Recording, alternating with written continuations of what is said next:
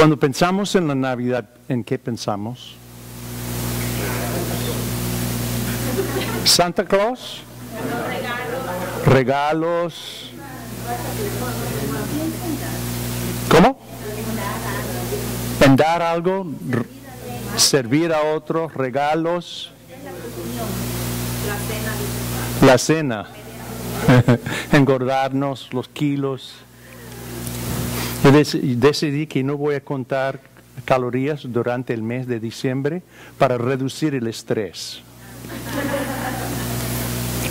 Hay ciertas cosas que asociamos con la Navidad y una de esas cosas son los niños. La música, los cantos, programas de Navidad. Y muchas veces consideramos, aparte de la comida, que la Navidad es una fiesta más bien para los niños, ¿verdad? Porque les damos regalos y todo eso, y muy lindo. Juguetes, actividades especiales para ellos. Mi esposa y yo estamos esperando la llegada de los nietos, bueno, sus padres también, pero los nietos, porque va a ser lindo estar con la familia y sobre todo ver la alegría de los niños y verles pelear. No van a pelear. Pero generalmente pensamos en los niños en relación con la Navidad. ¿Por qué? ¿Por qué no pensamos en los niños en relación con el Día de Acción de Gracias, por ejemplo? O el día de Pascua de Resurrección. ¿Por qué pensamos en los niños en relación con la Navidad? Por el nacimiento de Jesús, ¿verdad? Hoy quisiera hablar del otro niño de la Navidad. ¿Sabían que hay otro niño en esta historia? Ok, Juan el Bautista, ustedes son muy conocedores del tema. Entonces no tenemos que predicar, vamos a la casa.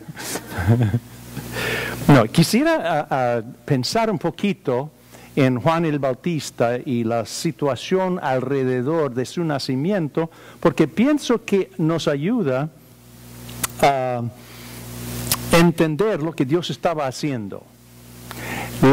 El nacimiento de Jesús fue el punto crítico por la entrada de Dios en nuestro mundo. Piensan en esto.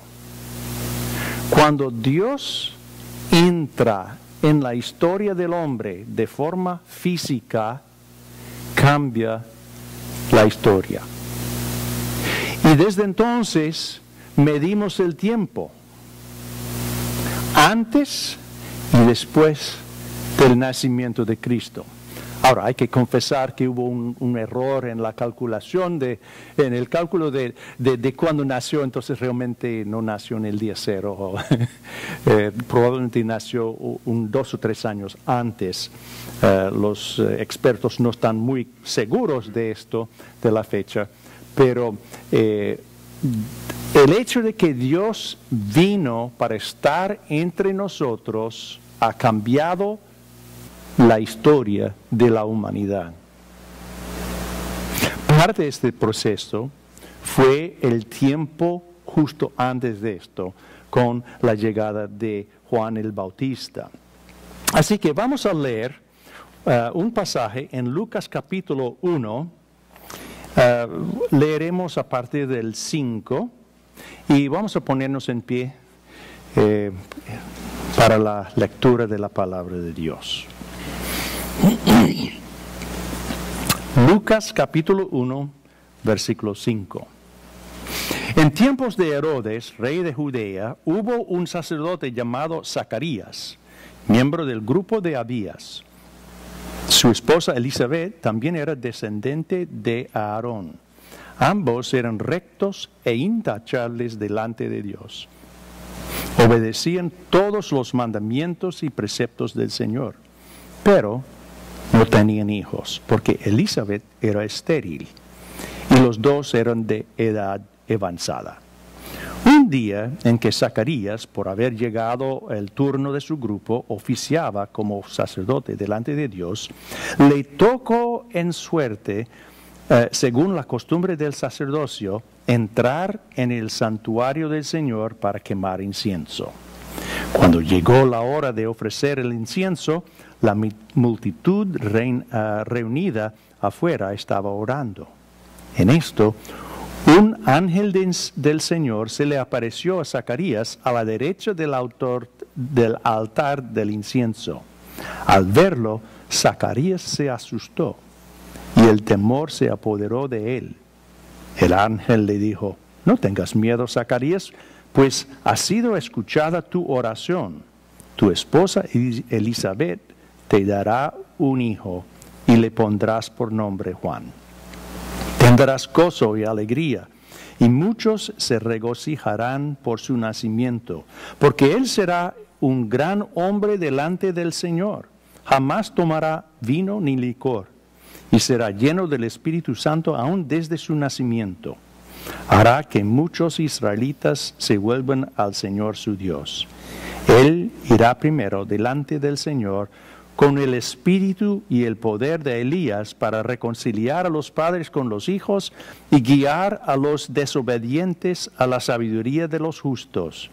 De este modo preparará un pueblo bien dispuesto para recibir al Señor. Vamos a detenernos allí, después podemos hablar un poco más de los siguientes versículos. Vamos a orar. Padre, te damos las gracias por tu palabra y por el plan infinito y perfecto que tú has realizado para traer a nosotros la salvación. Te pedimos, Señor, que en esta mañana nos ayudes a entender tu palabra y que no solamente tengamos los detalles correctos, sino que también apliquemos esto a nuestras vidas para que seamos de bendición a las personas que nos rodean. Y te lo pedimos en el nombre de Jesús. Amén. Pueden tomar asiento. Algo que me llama la atención cuando leo este pasaje de la Biblia es la atención a los detalles que da Dios. No debería sorprenderme que Dios tiene atención a los detalles, porque es un Dios infinito, es un Dios sumamente inteligente y para Él los detalles no son difíciles. Pero me llama la atención a la manera que Dios planificó todo de una forma tan precisa. Quisiera destacar aquí, más bien, no tanto la vida de Juan el Bautista. Vamos a llegar hasta su nacimiento, pero no vamos a hablar tanto de su ministerio después, excepto muy brevemente en términos generales, para ver qué es el cumplimiento del plan de Dios. Pero quisiera destacar en esta mañana las condiciones que rodeaban su nacimiento e intentar a sacar de allí algo que podemos aplicar a nuestras vidas. Me llama la atención la precisión del tiempo de Dios. Dios hace todo en el momento oportuno. Cuando estamos esperando algo del Señor, a veces nos preguntamos, ¿por qué tengo que esperar? ¿Por qué no haces tal cosa? A veces tenemos una gran necesidad y estamos pidiendo que el Señor cumple o que el Señor nos ayude y esperamos y parece que no sucede nada, que Dios no está contestando nuestra oración. ¿Pueden imaginar cómo era para Zacarías y su esposa? Dos personas que amaban profundamente al Señor y querían tener un hijo. Y oraban una y otra vez, con angustia. Y parece que Dios no estaba contestando. Pero llegó un momento muy preciso, y veremos la precisión de esto en un momento, cuando Dios vino a Zacarías para darle la buena noticia. Viene el ángel, se le pareció, y Zacarías se asustó. Yo pienso que si Dios mandara un ángel visible para hablar con cualquiera de nosotros, nos asustaríamos. Por su apariencia, por su mensaje, por su forma de ser.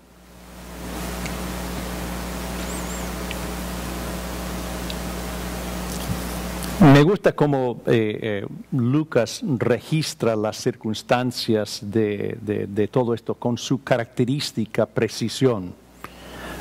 Lucas fue un médico y dio mucha atención a los detalles de su evangelio y el libro de Hechos que él escribió. Y si uno estudia y compara su evangelio con los otros evangelios, uno ve una atención a los detalles que él lo investigó de una forma muy extensa para dar tal como sucedían las cosas. Fíjense, en el versículo 5 dice: en tiempos de Herodes, rey de Judea, hubo un sacerdote llamado Zacarías. Fue una fecha muy específica. Pero más que solamente que era tiempos de Herodes, especifica algo acerca de Zacarías que a primera vista parece de poca importancia. Pero cuando lo investigamos nos damos cuenta que esto tenía una precisión de Dios. Era del grupo de Abías, de los sacerdotes.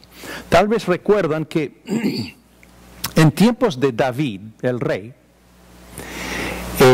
establecieron un sistema en el templo que tenían 24 grupos de sacerdotes. Tenían muchos sacerdotes. En el tiempo del nacimiento de Jesús estiman que tenían como 18,000 sacerdotes. Con tantos sacerdotes, ¿cómo pueden todos servir? En ciertas épocas del año, por ejemplo, la semana de Pascua, con las grandes fiestas de los judíos, cuando todos los varones tenían que acudir delante de Dios y traer sus sacrificios, obviamente necesitaban mucha mano de obra. Pero el resto del tiempo no necesitaban muchos sacerdotes. Entonces dividían los sacerdotes en 24 grupos. Y cada grupo tenía que servir durante 2 semanas, en 2 oportunidades, una semana y otra semana, 2 oportunidades durante el año, aparte del tiempo de las fiestas de los judíos. Así que 48 semanas se cubrían con estos sacerdotes que estaban haciendo su turno. Zacarías era del grupo de Abías, o sea, tomaron 28 de los descendientes de Aarón, de Leví, y nombraban un grupo por cada uno. Él era del grupo de Abías. El grupo de Abías era el 8º grupo. Entonces, en el ciclo de 24 semanas, pues servían la 8ª semana del año judío. Eso nos quiere decir que él estaba sirviendo en un momento muy específico del año. No solamente que él estaba allí, pero era un momento muy específico. Creo que más o menos en el mes de junio o julio. Lo curioso es que podemos tomar esto y hacer los cálculos según lo que dice la palabra de Dios para saber cuándo nació Jesús. Lamento decirles que probablemente no nació en diciembre. Probablemente nació en septiembre. Más o menos. Y se puede hacerlo en base a esta revelación que tenemos aquí del grupo de Abías que servía en un momento muy específico del año.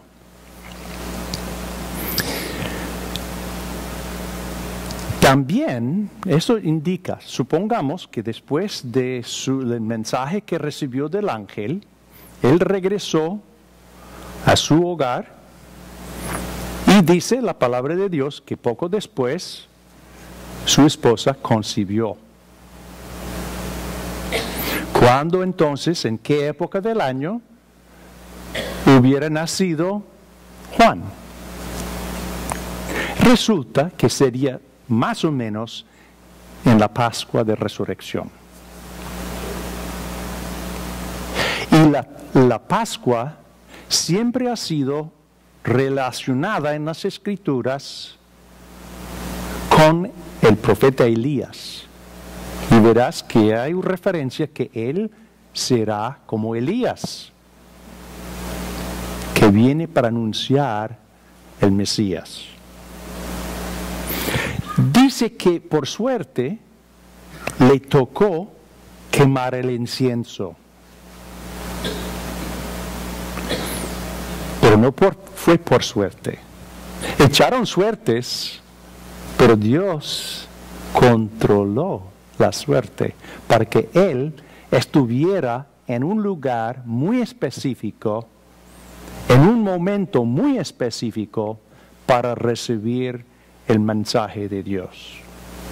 Cuando Dios está obrando en nuestras vidas, Él lo hace con mucha precisión.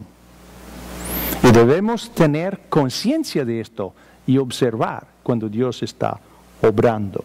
No es una casualidad que cada uno de nosotros estamos aquí, en este país, en esta ciudad, en esta iglesia, en este momento específico. Dios nos ha traído a cada uno de nosotros aquí para el día de hoy.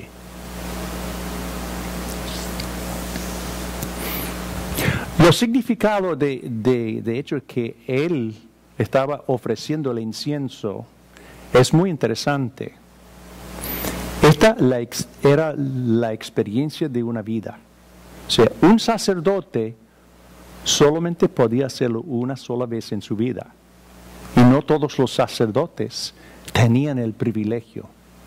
2 veces al día ofrecían incienso delante de Dios, una en la mañana y la otra vez a mediados de la tarde, en el tiempo de la oración. Probablemente esto fue en la tarde, porque dice que había una multitud allí fuera orando durante este tiempo. Y el sacerdote escogido por suerte entraba en el templo. Hay 2 recintos dentro del edificio del templo. Por fuera hay unos patios donde llegaban el pueblo de Dios, pero solamente los sacerdotes entraban en el primer recinto, el lugar santo, y solamente el sumo sacerdote, y Zacarías no era sumo sacerdote, solamente el sumo sacerdote llegaba al segundo recinto, el lugar santísimo, y esto solamente una vez al año. Entonces, 2 veces al día, uno de los sacerdotes escogidos por azar para echar suertes, llegaba allí para quemar el incienso delante de Dios como parte de su adoración y significando las oraciones de todo el pueblo que estaban allí fuera. No tomaba mucho tiempo. Entraba y después regresaba, pero esta vez se quedó adentro. Imagínense cómo sería. Supongamos que en nuestro culto, en un momento específico del servicio, el pastor Alex pasara a un recinto, un cuarto cerrado para ofrecer a Dios incienso o algo así. Lo hacemos todas las semanas y todo esto. Ya estamos acostumbrados que hay un tiempo, a lo mejor 1 minuto, 2 minutos está fuera de vista ofreciendo el incienso. Nos acostumbramos. Pero una vez estamos en nuestro culto, Él desaparece. Y pasa el tiempo, pasa más tiempo y no regresa. ¿Cómo reaccionaríamos? Pensaríamos, ¿qué pasó? ¿Por qué no regresa? ¿Dios ha recibido nuestra ofrenda? ¿Pasa algo? Eso es lo que sucedió. Regresó Zacarías y no puede hablar. Algo le sucedió adentro. Entonces él con señas y todo esto comunica algo de que algo sucedió, que alguien le apareció y no saben qué hacer. Entonces él terminó su trabajo y regresaba a casa. Qué extraño.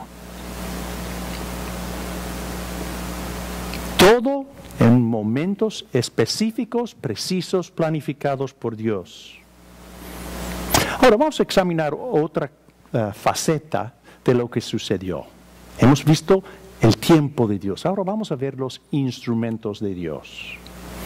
¿Cuáles son los instrumentos que Dios usa para llevar a cabo sus fines? ¿Qué usa? Usa a los hombres, ¿verdad? Las personas, hombres y mujeres que le obedecen. Dios escogió a Zacarías y su esposa Elizabeth. Versículo 6 dice que ambos eran rectos e intachables delante de Dios. Obedecían todos los mandamientos y preceptos del Señor. Eran personas que amaban a Dios, querían obedecerle al mejor que podían. Dios escogió estas personas, vamos a decir, personas santas, personas con vidas ejemplares en lo espiritual. Pero había otro detalle muy importante. Era su aparente fracaso o la pena, la tragedia más grande de su vida. En la cultura hebrea era muy importante tener hijos. La tierra pasaba a los hijos, no lo vendían a otras personas, se mantenía en la familia. Toda una serie de cosas dependían de la descendencia por los hijos. Y se consideraba que para una persona que no tenía hijos, era un castigo de Dios. Y tenemos varios ejemplos de personas en la palabra de Dios, mujeres que no tenían hijos, y la angustia que pasaron porque tenían el gran deseo de tener hijos. Y la vergüenza que pasaban por no tener hijos era grande. Elizabeth ya había llegado a esa edad de la vida cuando ya físicamente no podía tener hijos. Dice que los dos ya eran ancianos y no tenían hijos. Me imagino que tenían una gran tristeza. No sé si dejaban de orar, pero seguramente antes habían orado mucho, probablemente hasta con lágrimas, examinándose para saber, Dios, ¿qué hicimos para que no nos dieras hijos? ¿En qué hemos fallado?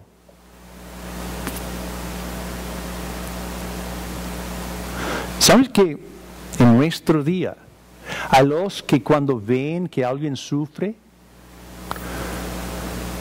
que está enfermo, que tiene cáncer, que pierde la vista, que tiene enfermedad de los niños, cosas así, dicen, no, eso es un castigo de Dios.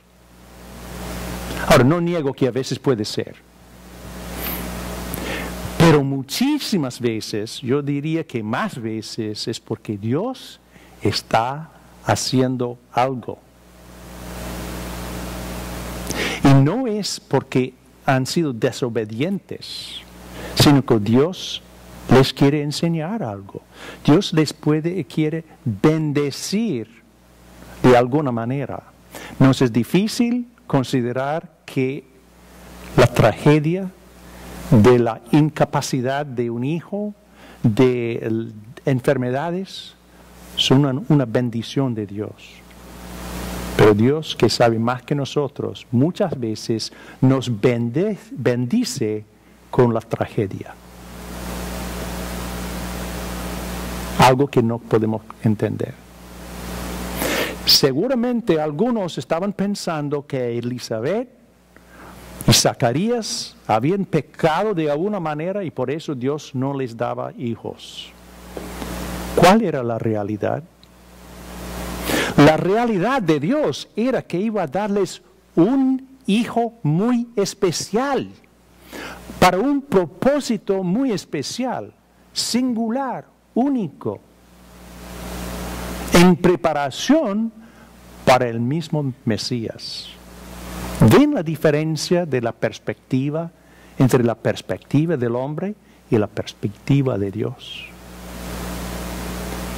Dios está obrando en cada vida de cada persona aquí.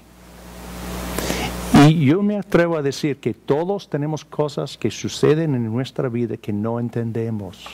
Porque Dios nos permitió esto. Dios tiene sus propósitos. Sus propósitos son para nuestro bien, para enseñarnos, para bendecirnos, para utilizarnos para bendición a otras personas.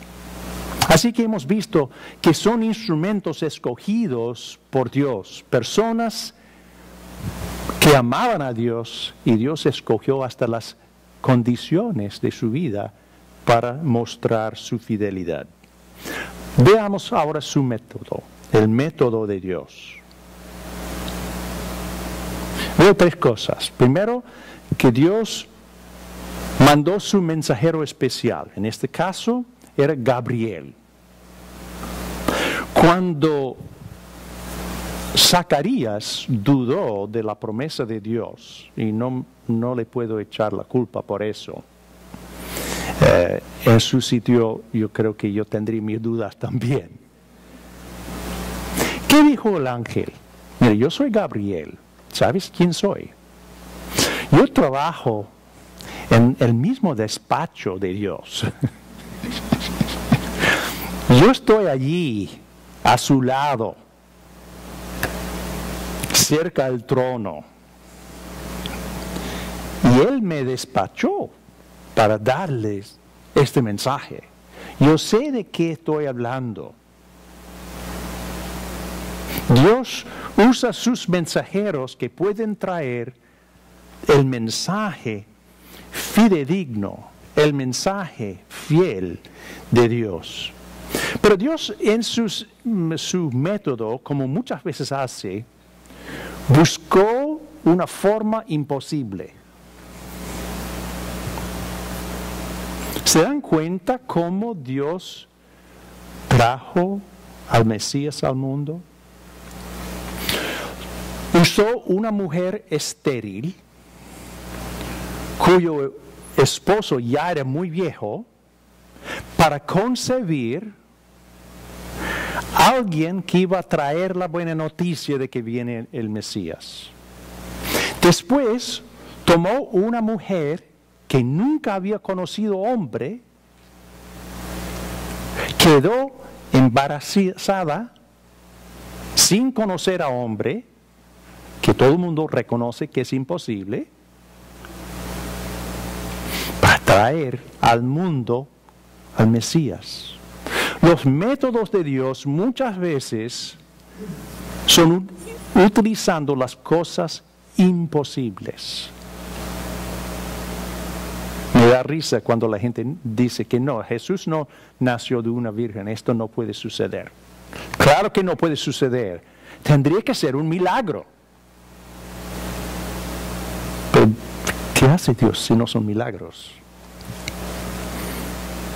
Y Y Dios usó indicaciones extraordinarias. Algo que realmente llama la atención. Al final de la historia, la gente está preguntando, ¿qué será de este niño, Juan el Bautista? Al ver todas las cosas que sucedieron fuera de lo normal, la gente se quedaba pensando, ¿qué va a suceder? Algo está sucediendo. ¿Qué va a ser? Y esto Dios usó para llamar la atención de la gente. Ahora, ¿cuál era el propósito de Dios? Hemos hablado del tiempo de Dios, los instrumentos de Dios que Él escogió, los métodos de Dios, y ahora vamos a hablar del propósito de Dios. ¿Por qué hizo Dios esto? Porque Dios actúa de la forma que actúa en nuestras vidas.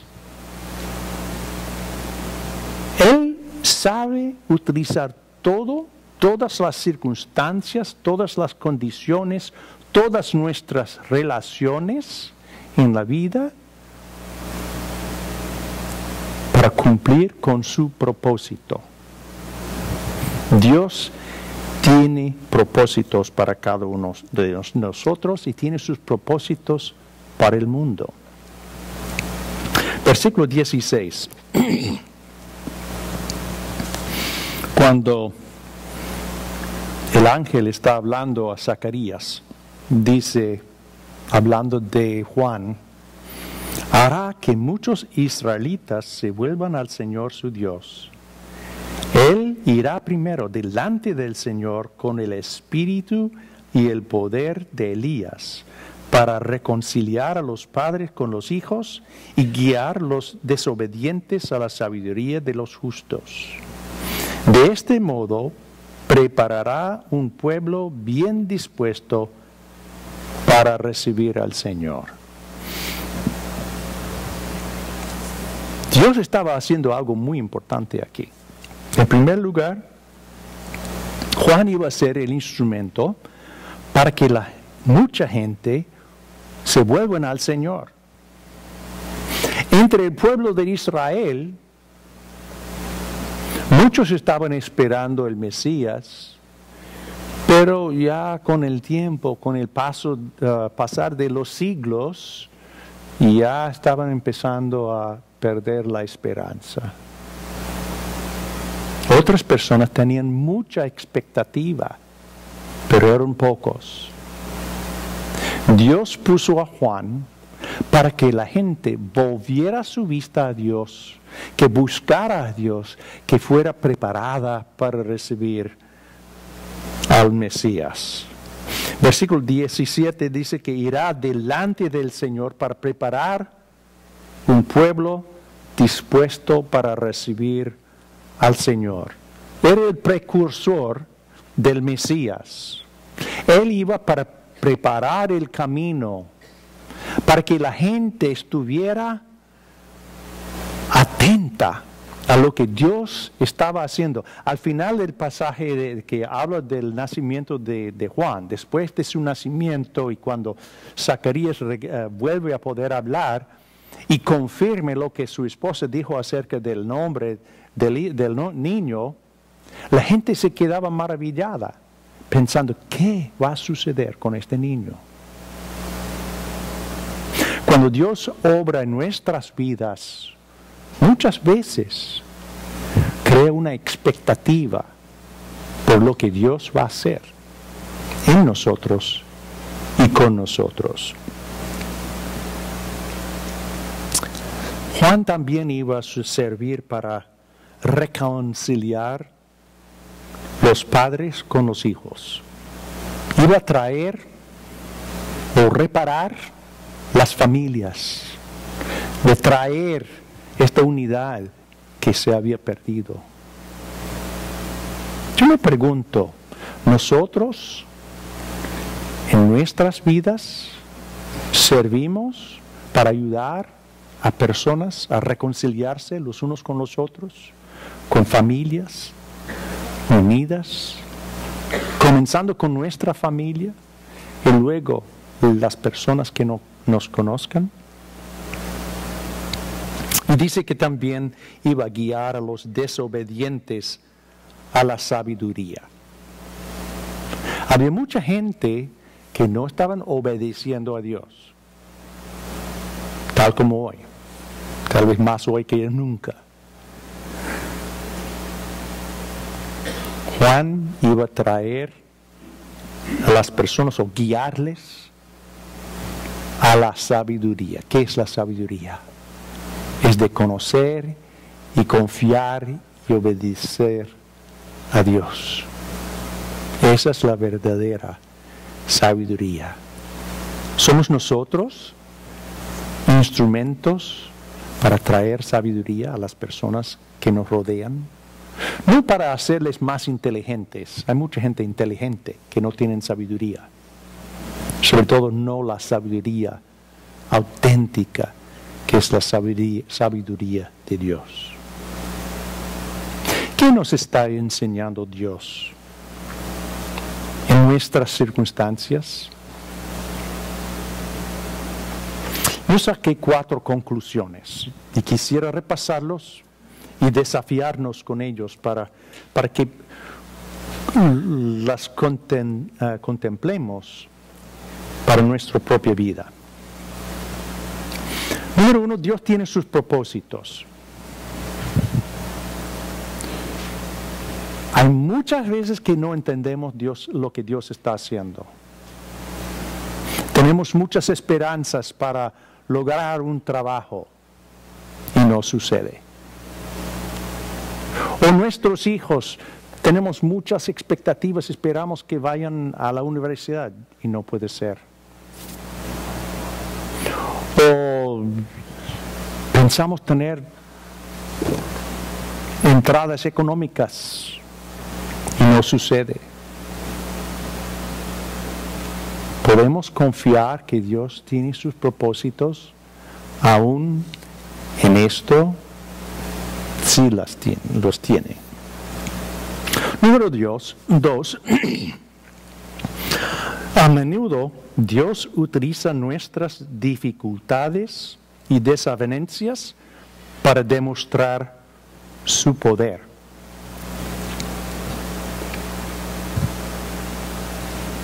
Dios trajo al mundo un bebé utilizando 2 viejos ancianos que no habían tenido hijos. Tomó una situación imposible, no solamente para darles la alegría de tener un hijo, que sin duda lo hizo, pero era como señal para demostrar su poder. Cuando Dios trajo al Mesías, lo hizo con poder, porque Él es el único Dios. Número 3. Dios oye nuestras oraciones aun cuando tenemos que esperar. Cuando Gabriel le apareció a Zacarías, una de las primeras cosas que dijo era que han sido escuchadas tus oraciones. Posiblemente Zacarías y Elizabeth ya habían dejado de orar porque sabían que era imposible. Ya habían pasado esta edad.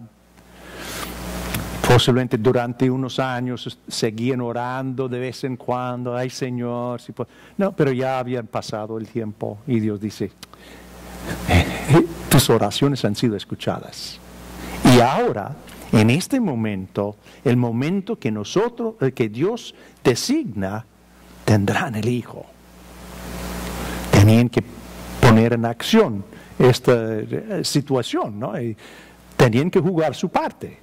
Pero Dios les iba a bendecir con el hijo por tantos años que habían pedido. Número 4, que Dios tiene control de los eventos y las circunstancias para llevar a cabo sus propósitos. ¿Crees esto? ¿Crees que Dios está controlando los detalles de tu vida para llevar a cabo sus propósitos? Dios escogió un sacerdote muy específico de un grupo de sacerdotes muy específico, sirviendo al Señor en un momento muy específico, para traer al mundo a un niño con un ministerio muy específico, en una fecha muy específica, para llevar a cabo sus propósitos.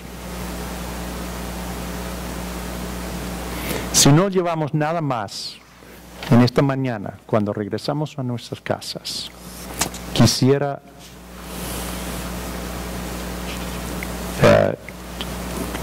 insistir en que recordemos esto, que Dios sabe lo que está haciendo, tiene sus propósitos, cada detalle en nuestras vidas tiene su lugar y Él está obrando a través de nosotros. ¿Podemos tener confianza en Él para hacerlo? Oremos.